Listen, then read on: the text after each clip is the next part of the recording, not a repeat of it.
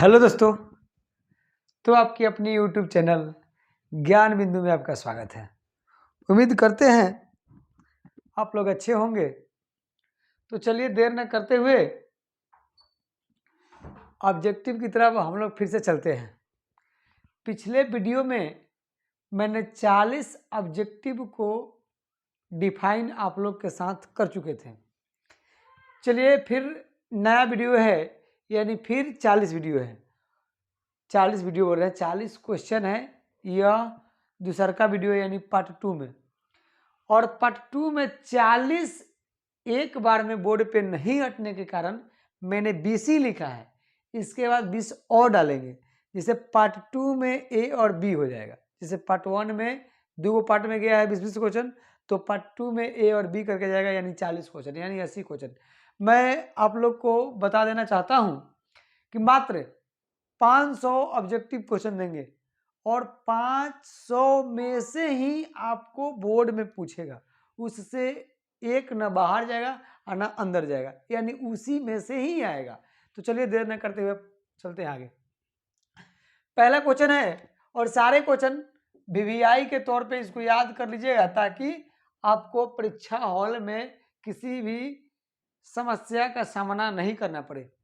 चलिए देखते हैं। पहला क्वेश्चन है, प्रकाश तंतु संचार किस घटना पर आधारित है? यानी चैप्टर 9 से क्वेश्चन है, जिसको हम लोग बोलते हैं रे ऑप्टिक्स। तो कह रहा है कि पूर्ण आंतरिक परिवर्तन, पूर्ण आंतरिक परिवर्तन। आगे है, नाभिक में कौन सा कण उपस्थित रहता है? चला, नाभिक में यानी सबसे पहले परमाणु, परमाणु में इलेक्ट्रॉन, प्रोटॉन और न्यूट्रॉन तीनों रहता है।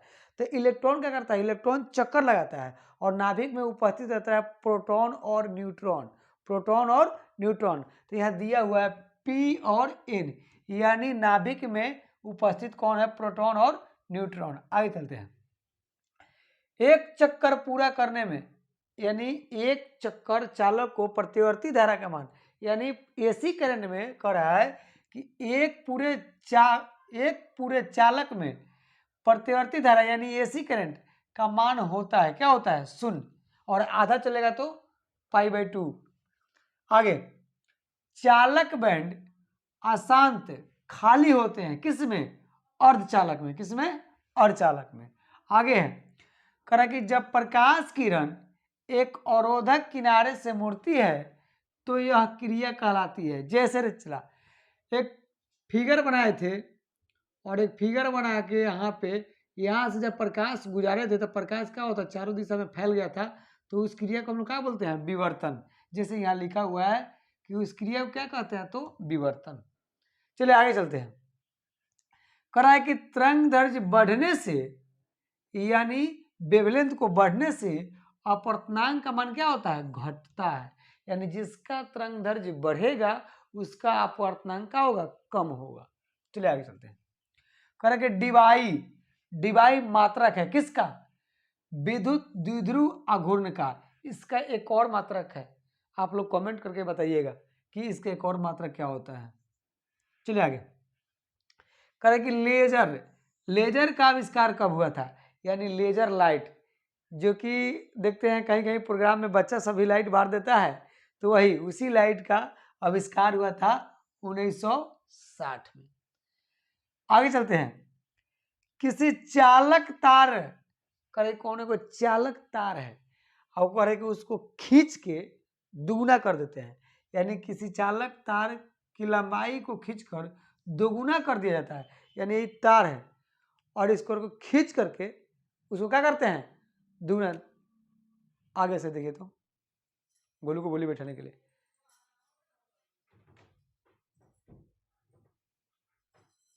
गोलू को बोली बैठाने के लिए 2 मिनट में आ रहे हैं। तो देखते हैं, एमीटर स्केल अंकित रहता है किसमें? एम्पियर में। एमीटर की माप सीमा बढ़ाने के लिए किसका उपयोग किया जाता है? शंट का। देखेंगे दोस्तों थोड़ा तेजी में, क्योंकि कोई आया हुआ है। आगे, स्पेक्ट्रम का सबसे निचले भाग कौन सा? यानी बैजानी हैप्पी नाला, सबसे नीचे बैगनी और सबसे ऊपर लाल, यानी बैजानी हैप्पी नाला। आगे चलते हैं। ट्रांसफार्मर एक युक्ति है, ट्रांसफार्मर एगो यंत्र है, वो क्या करता है? निम्न को उच्च में, उच्च को निम्न में बदलता है। यानी उच्च वोल्टेज को निम्न में और निम्न को उच्च में क्या करता है, बदलता है, यानी बढ़ाती है घटाती है। कह रहे कि सघन से विरल में जाने पर, कह रहे कि घाना में से जब फाका में आते हैं तब विलंब से दूर, और फाका में से घाना में आते हैं तब विलंब की ओर। तो वही कह रहा है कि सघन से विरल में जाने पर विलंब से दूर हट जाते हैं।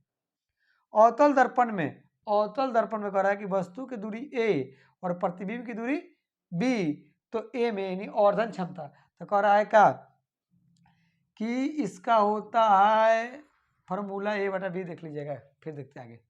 प्रकाश के अपवर्तन का नियम कौन दिया था, स्नेल, स्नेल का नियम होता है अपवर्तन, सॉरी प्रकाश के अपवर्तन का नियम कौन दिया था, तो स्नेल एक वैज्ञानिक था, वही दिया था। आगे है बर्फ का अपवर्तन क्या होता है 1.31। आगे है कांच का अपवर्तन क्या होता है 1 कितना होता है 5। आगे प्रकाश किस प्रकार का तरंग है, तो अनुप्रस्थ।